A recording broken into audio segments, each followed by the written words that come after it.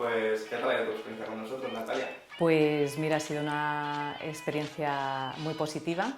Tengo un problema de bruxismo y finalmente me decidí a hablar con vosotros después de haberos visto en redes sociales y ver que todas las opiniones eran muy positivas.